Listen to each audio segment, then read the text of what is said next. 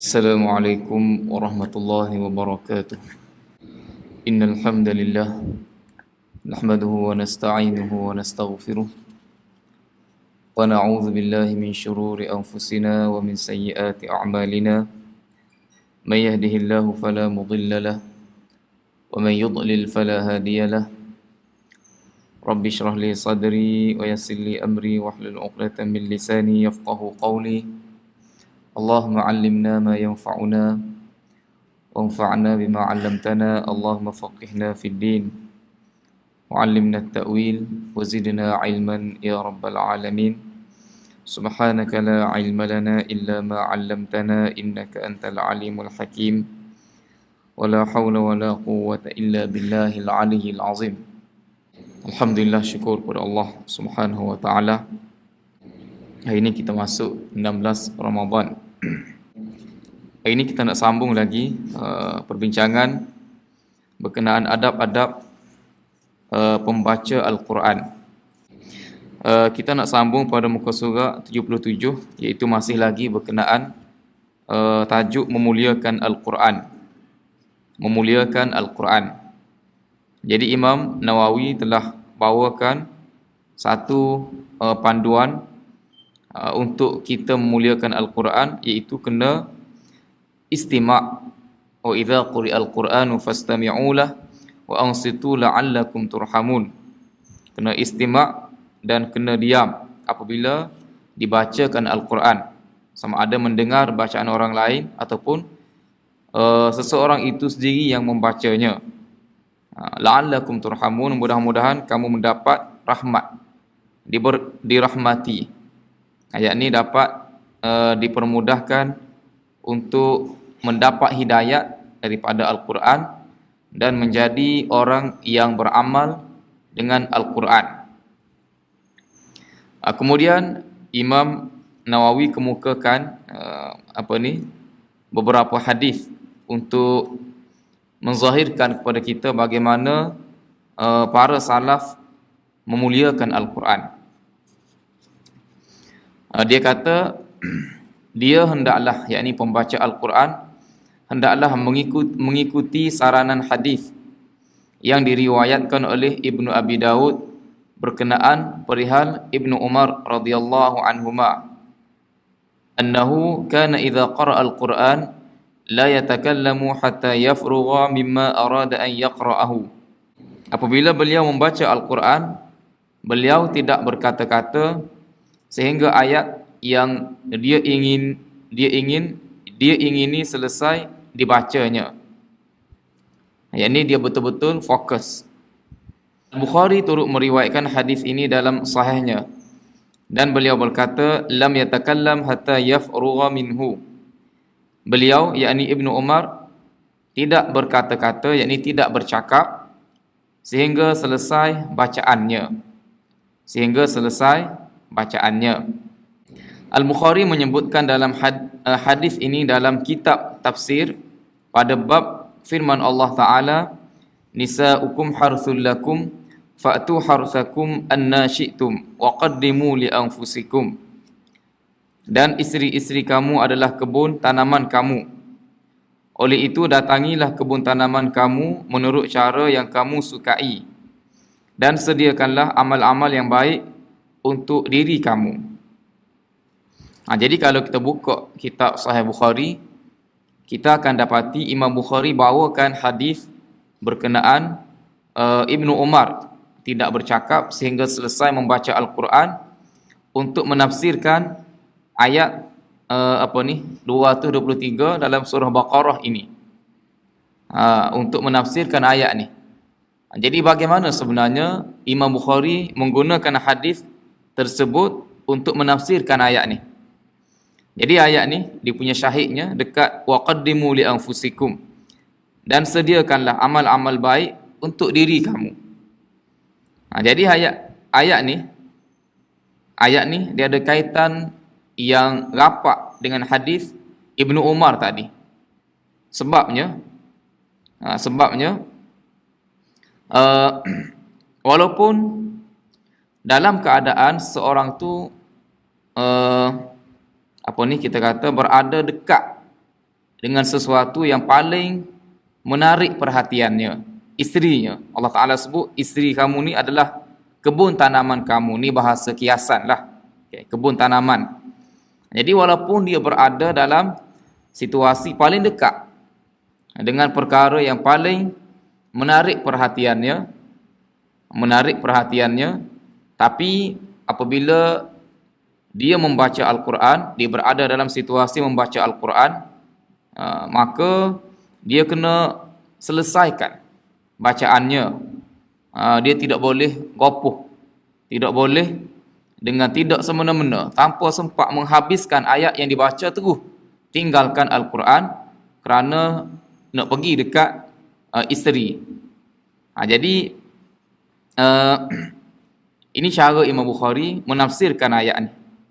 Dia ambil hadis ni untuk menafsirkan ayat ni. Maknanya walaupun dalam keadaan yang paling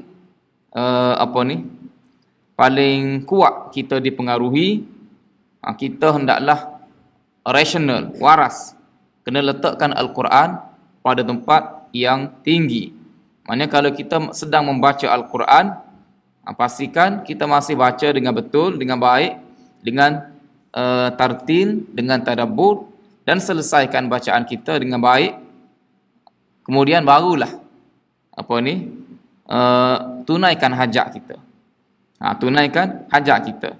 Jadi Imam Bukhari secara tidak langsung nak sebutkan kepada kita, kalau dalam keadaan begini pun kita mesti dahulukan Al-Quran, maka apatah lagi dengan keadaan-keadaan yang lain. Keadaan-keadaan yang lain yang remeh. Banyak benda-benda yang boleh mengganggu bacaan kita. Banyak benda-benda yang boleh mengganggu bacaan kita, okay? Sama ada rakan, nak bercakap, nak pergi ke sana ke sana, nak pergi ke sana ke sini. Sama ada nak buka telefon, nak cek WhatsApp, bangun pagi mesti kita teruja nak cek apa perkembangan baru hari ni, apa mesej baru yang masuk dalam WhatsApp kita, dalam Facebook kita, apa yang berlaku hari ni. Setiap orang dia ada dia ada minat dia. Orang minat politik, dia nak tahu berita terkini, berita sensasi, okay? Kalau tengah pilihan raya tu, okay, tak tidur malam tu, nak tunggu keputusan keluarnya siapa pemenang. Jadi walaupun dalam situasi apa sekalipun, okay, dia kena mulakan pagi dia dengan bacaan Al-Quran dengan tenang, baca dengan tenang, baca dengan tartil, baca dengan tadabbur, selesaikan bacaannya.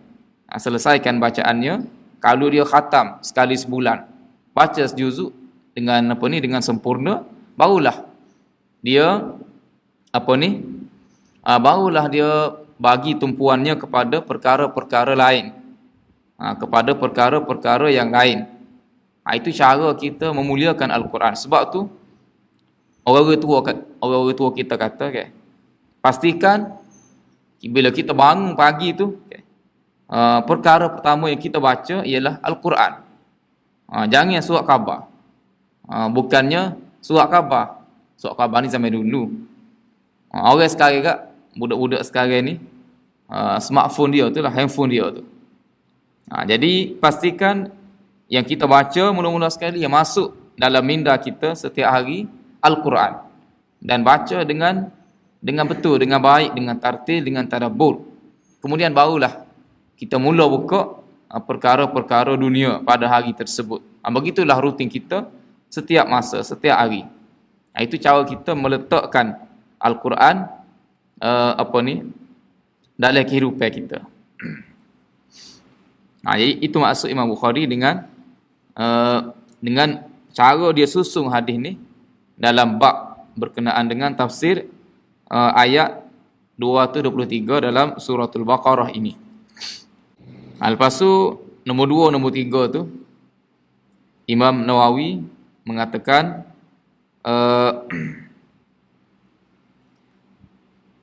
bermain-main dengan tangan atau selain itu, ini tidak boleh bermain-main kerana dia sedang bermunajat dengan Tuhannya, maka usahlah dia bermain-main di hadapannya. Ini contoh zaman dulu, okay.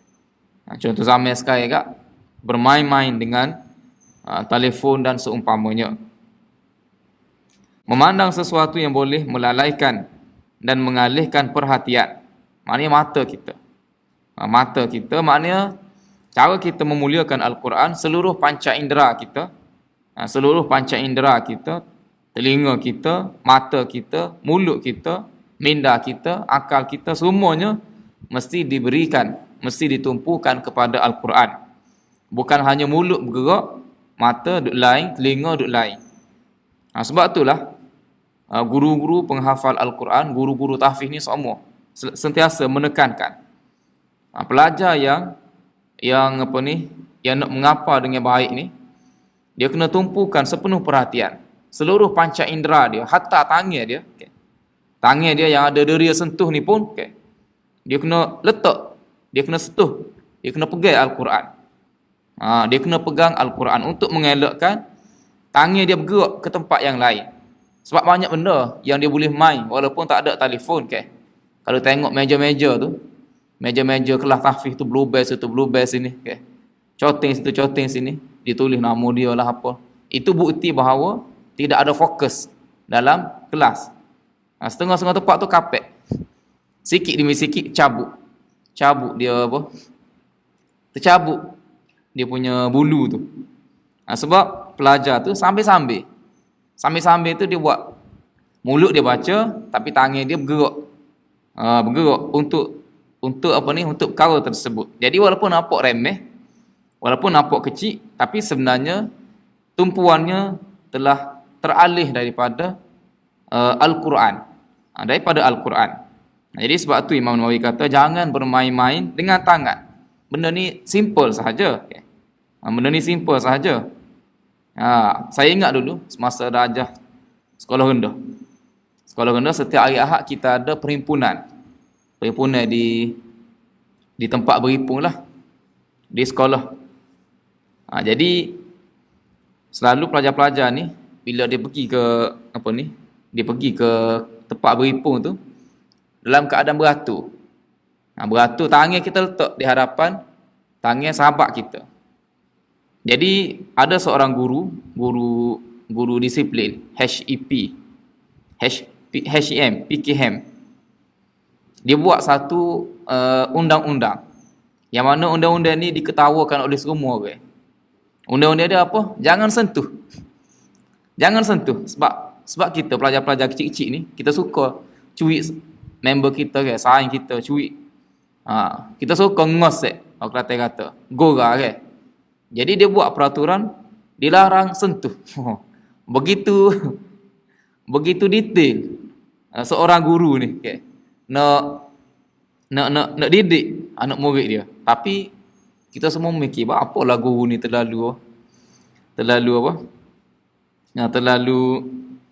detail. Benda begitu pun tak boleh. Sentuh pun tak boleh. Apa?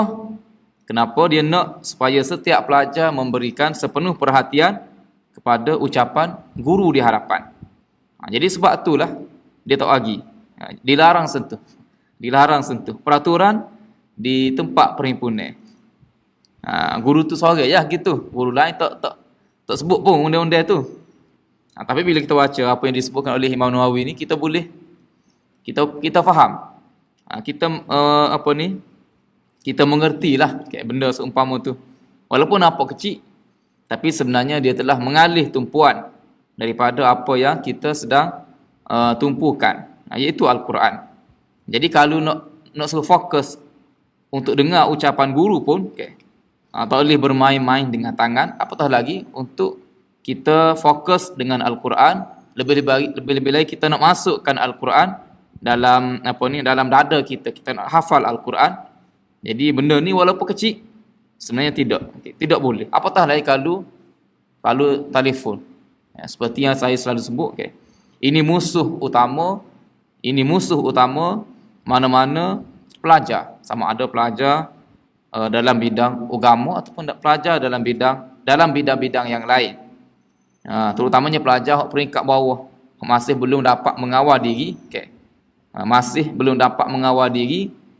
kita kena pastikan tidak ada gangguan telefon semasa pembelajaran. Kalau tidak, hancurlah, okay? Hancur. Tanyalah mana-mana sekalipun, dia tidak akan boleh pergi jauh. Sebab dia langsung tidak boleh memberikan tumpuan terhadap pelajarannya. Baru-baru ni ada seorang ada seorang ibu kepada seorang remaja lah. Dia tanya kita, dia nak hantar anak dia lah, okay. Masuk ke pusat pengajian, satu pusat pengajian. Jadi salah satu soalan yang dia tekankan ialah, di situ pelajar dibenarkan guna telefon ke tidak? Okay. Dia tanya soalan itu. Sebab apa dia tahu dah? Dia tahu dah. Seorang ibu bapa yang hidup pada zaman sekarang ini, dia tahu ancaman telefon. Dia nak anak dia ni hafal Quran, hafiz Al-Quran. Jadi dia tanya, antara soalan penting yang dia tanya, ada ke tak? Boleh ke tidak dibenarkan guna telefon? Bukan dia nak supaya guru membenarkan pelajar guna telefon. Tak, dia nak kena pasti sekolah ni sesuai ataupun tidak, sekolah ni layak ataupun tidak, sekolah ni berkesan ataupun tidak membentuk seorang hafiz. Jadi kita berikanlah jawapan yang sesuai berkenaan dengan sekolah tersebut. Jadi salah satu benda yang penting untuk menilai tahap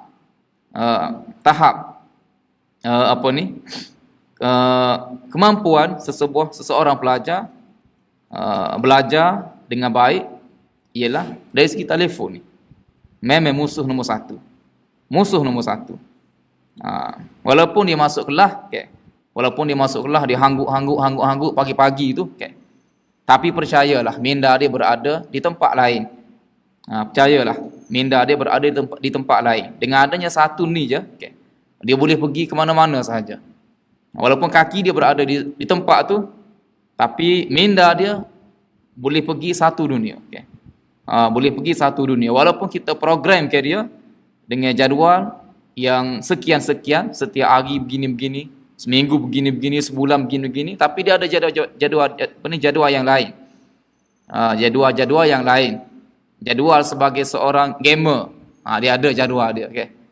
Jadi percayalah benda ni sangat-sangat memusuhi pelajar-pelajar, apatah lagi pelajar-pelajar seumpama hufazul Quran.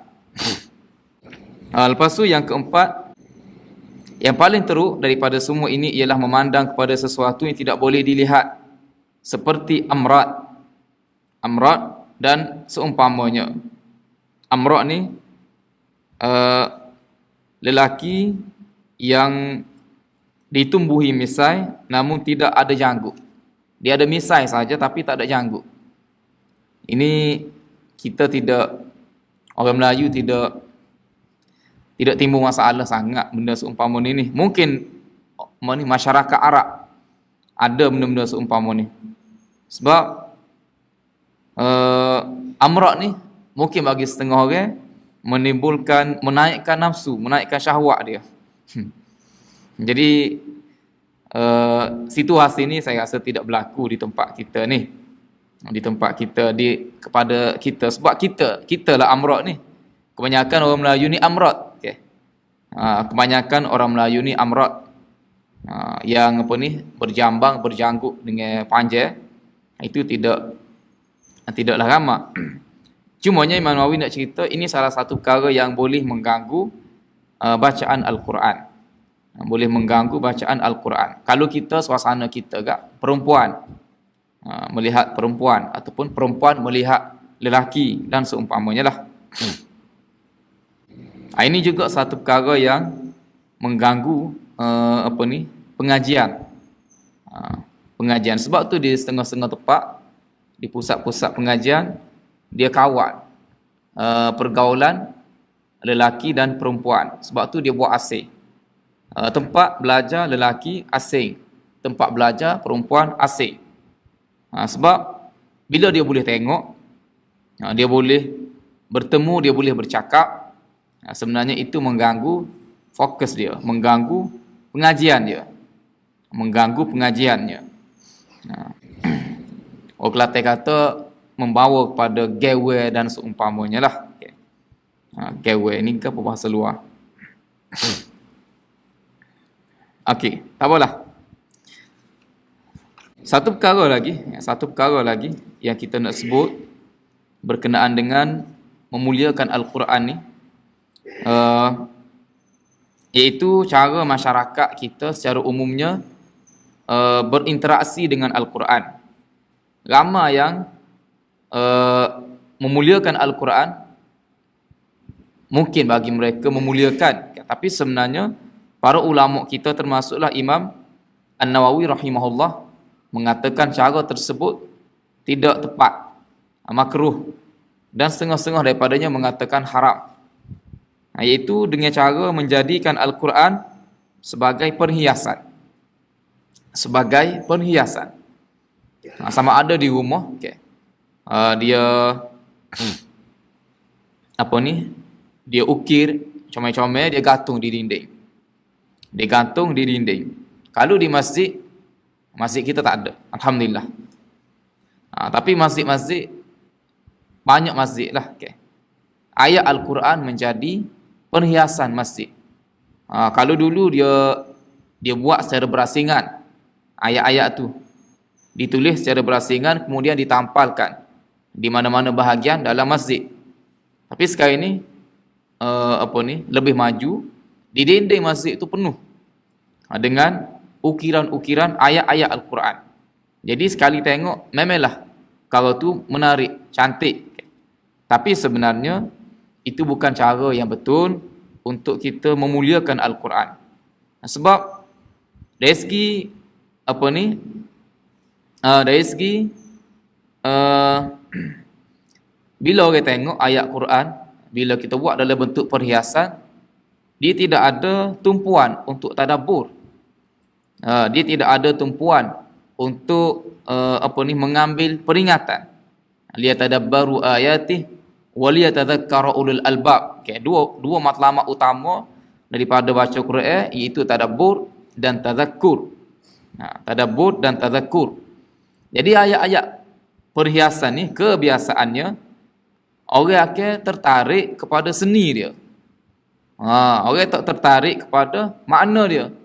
Orang akan tertarik kepada seni dia. Bukti dia. Saya sendiri pernah tengok di masjid-masjid di luar negara yang cantik, masjid tu dihias. Kita masuk, kita pun terpukau dalam masuk suasana, masuk dalam masjid tu. Masuk dalam masjid terpukau dengan hiasan dia di bumbung, di dinding. Adalah seni bina masjid tu hebat dah. Lepas tu dihiasi pula dengan ayat-ayat Al-Quran. Dan kalau tengok pelancong-pelancong hok pergi ke masjid tu, dia kebanyakannya nak bergambar dengan ayat-ayat tu. Siapa tak ingat nak tahiyatul masjid? Masuk masjid, fokus kamera. Satu masjid pegang kamera. Sini, posing sini. Sebab comel. Jadi mana tahiyatul masjid? Mana salat tahiyatul masjid? Tak ada. Apatah lagi kita nak tadabbur. Bukan setakat itu apa yang berlaku. Itu suasana di luar negara. Begitu juga di mana-mana sekalipun. Kalau kita buat dalam bentuk perhiasan, orang akan tengok dari segi seni bina dia, bukan tengok dari segi makna dan mesej yang Allah Subhanahu Wa Taala sampaikan daripada ayat tersebut. Hilang. Itu walaupun ada khilaf di kalangan ulama, boleh ke tidak jadikan ayat Al-Quran sebagai perhiasan, ada khilaf. Ada yang kata harus, ada yang kata makruh. Imam Nawawi mengatakan makruh. Tapi yang sebaiknya tak perlulah. Ni bagi ejeki masjid, sesiapa yang menjadi ejeki masjid, dia nak naik taraf masjid baru, masjid dia kepada masjid baru, kena pastikan bahawa perkara-perkara seumpama ini tidak adalah. Lebih selamat masjid kosong seumpama ni, kosong tanpa sebarang perhiasan ayat-ayat Al-Quran. Perhiasan dengan ayat-ayat Al-Quran. Sebab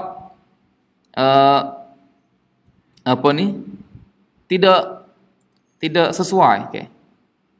Umur dia penuh dengan ayat-ayat Al-Quran. Tapi dia sendiri tidak menjadikan Al-Quran sebagai ikutan. Sebagai ikutan. Kalau tempat kita, setiap tahun diadakan pertandingan musabaqah dan seumpamanya.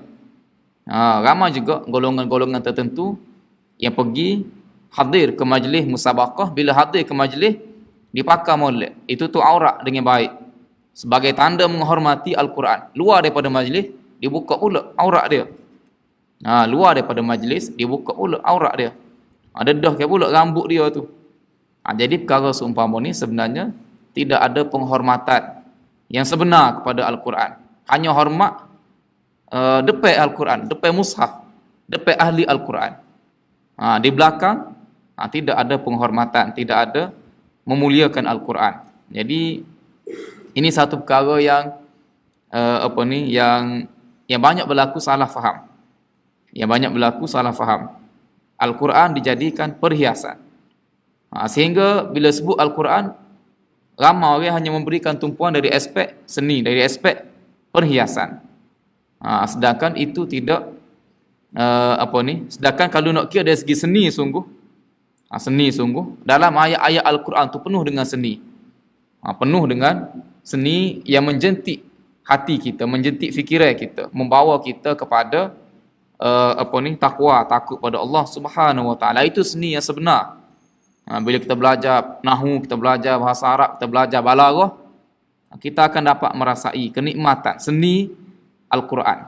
Bukannya pada seni ukirannya. Bukannya pada seni ukiran. Tak apalah. Lepas tu tengok tajuk yang seterusnya, tidak boleh membaca Al-Quran dengan bahasa selain bahasa Arab. Tidak boleh membaca Al-Quran dengan bahasa selain bahasa Arab. Tidak kira sama ada seseorang itu boleh menuturkan kalimah bahasa Arab dengan baik ataupun tidak. Di dalam atau di luar salat. Di dalam atau di luar salat. Maknanya Al-Quran mesti dibaca dengan bahasa Arab. Tak boleh sebab kita rasa kita tak pandai, kita tak mahu belajar bahasa Arab, bahasa Al-Quran, kita ambil jalan shortcut. Kita baca terjemahan Al-Quran. Jadi baca terjemahan Al-Quran tu tidak sama. Tidak dikatakan tilawatul Quran. Innal ladzina yatluna kitaballah. Tidak. Okay.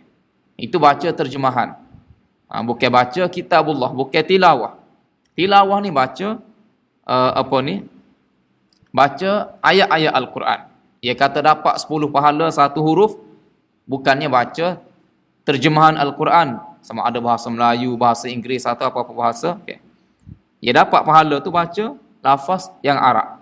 Jadi sebab itulah wajib setiap orang belajar membaca Al-Quran di dalam ataupun di luar solat. Jika dia membaca Al-Quran dalam solat dengan bahasa tersebut, solatnya tidak sah.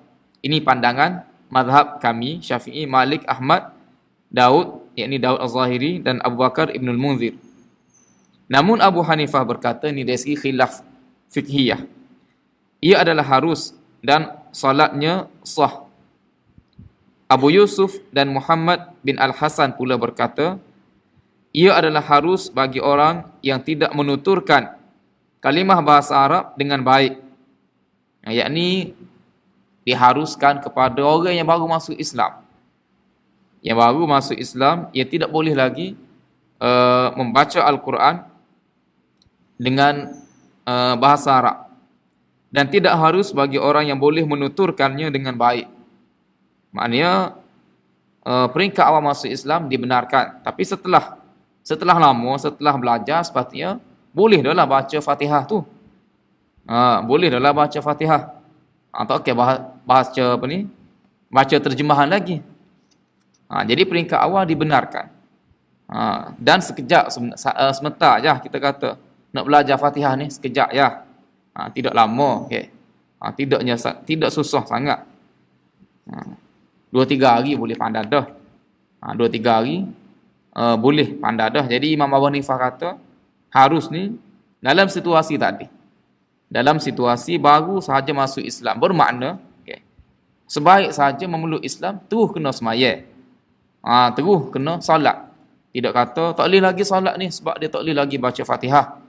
Dia tak boleh banyak lagi rukun-rukun sembahyang yang dia tidak boleh tunaikan dengan sempurna. Jadi tak boleh. Kena belajar dulu baru boleh solat. Tak. Okay. Sebaik saja mengucap terus boleh sembahyang. Tak apalah. Lepas tu membaca Al-Quran dengan qiraat yang disepakati. Membaca Al-Quran dengan 7 qiraat yang disepakati dan tidak boleh membaca selain 7 itu, serta riwayat-riwayat syadz yang dinukilkan daripada 7 imam qiraat tersebut. Perkara ini akan dijelaskan dalam bab yang ke-7. InsyaAllah ni kita akan bincangkan secara lebih panjang di sana. Lepas tu melazimi bacaan qiraat. Apabila seseorang memulakan bacaan salah seorang imam qiraat, maka dia perlu sentiasa melazimi bacaan qiraat itu selagi penceritaan ayat masih saling berkait. Jika kaitan antaranya sudah berakhir, bolehlah dia membaca qiraat lain daripada 7 qiraat itu. Namun cara yang lebih utama ialah dia terus membaca qiraat yang mula-mula tadi dalam majlis tersebut. Ini khusus kepada mereka yang belajar berbagai qiraat ni. Berbagai qiraat. Jadi ini tidak ada masalah sangat kepada kita masyarakat awam ni. Membaca Al-Quran mengikut turutan mushaf. Ulama berkata cara yang paling utama ialah membaca Al-Quran mengikut turutan mushaf. Maka apabila seseorang membaca surah Al-Fatihah, kemudian disusuli dengan surah Al-Baqarah, kemudian surah Ali Imran, dan surah-surah selepas itu menurut turutan, sama ada dibaca dalam salat, dalam atau luar salat. Bahkan ada kalangan ulama mazhab kami mengatakan, jika seseorang membaca surah An-Nas pada rakaat pertama, dia hendaklah membaca surah Al-Baqarah selepas surah Al-Fatihah pada rakaat yang kedua. Sebab selepas habis surah An-Nas, kita kena mulakan balik Al-Quran. Sebab itulah dalam solat tarawih, bila imam khatam dekat surah An-Nas, dia tidak berhenti sekat An-Nas. Dia sambung masuk permulaan surah Baqarah sebagai isyarat kepada Al-Quran ini dia sentiasa berpusing-pusing. Maknanya bukan bermakna kita khatam terhenti di situ. Tak. Bila habis, kita ulai balik. Berkali-kali. Jadi dari segi turutannya, selepas surah An-Nas, surah apa? Surah Baqarah. Kembali balik kepada surah Al-Baqarah. Dan juga ulama mazhab kami berkata, apabila seorang telah membaca suatu surah, sunat baginya membaca surah berikutnya. Dalil bagi perkara ini ialah turutan surah dalam mushaf yang disusun sedemikian sudah tentu mempunyai hikmahnya. Sebab tu bila kita belajar tadabbur, seperti yang kita lalui dalam daurah seumpama ni ataupun di tempat-tempat yang lain, biasanya guru-guru kita akan mendedahkan hubungan antara satu surah dengan surah yang berikutnya. Fatihah dengan Baqarah. Dia ada kaitannya. Baqarah dengan Ali Imran dan seterusnya. Dia ada kaitan. Tidak bukannya susunan itu diletakkan diletakkan secara sembrono. Tidak ada apa-apa kita kata kaitan antara satu surah dengan surah yang lain. Tidak. Dia ada kaitan. Maka dia perlu memeliharanya kecuali yang dikecualikan oleh syarak. Seperti salat subuh pada hari Jumaat dengan membaca surah As-Sajdah pada rakaat pertama dan surah Al-Insan pada rakaat yang kedua. Membaca surah As-Sajdah pada rakaat pertama dan surah Al-Insan pada rakaat yang kedua, yakni jauh tu. Surah As-Sajdah lepas tu surah Al-Insan. Maknanya tidak selepas surah As-Sajdah tidak dibaca surah yang menyusulinya. Itu ada sunnah daripada Nabi sallallahu alaihi wasallam. Jadi pada hari Jumaat biasanya Nabi sallallahu alaihi wasallam membaca surah As-Sajdah dan surah Al-Insan. Ini perlu diberikan perhatian oleh imam-imam, imam-imam, yang sudah hafal Al-Quran, yang sudah hafal Al-Quran sepatutnya tidak tidak menjadi masalah untuk dia melazimi sunnah-sunnah Nabi sallallahu alaihi wasallam seperti ini. Tapi walaupun Nabi baca, kebiasaannya Nabi baca surah ni, tapi Nabi tidak mewajibkan setiap minggu baca, melazimi surah ni.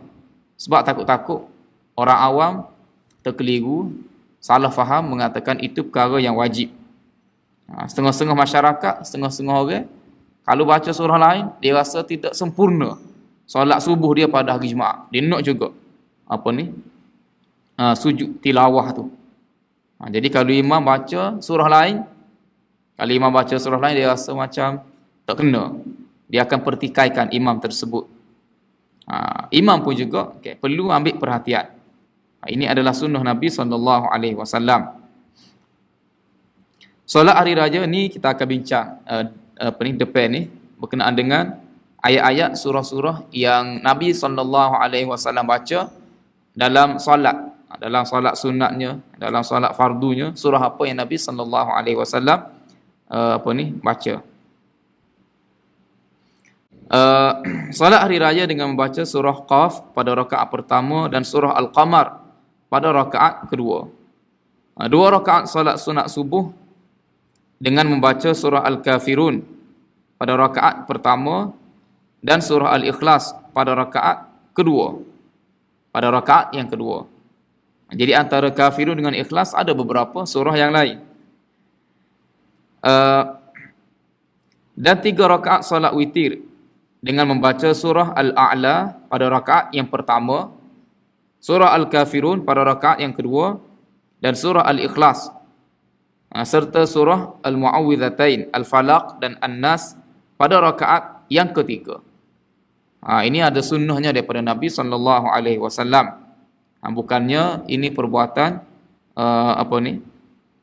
perbuatan masyarakat awam, pandai reka-reka daripada masyarakat awam. Tidak, ini sunnah Nabi sallallahu alaihi wasallam.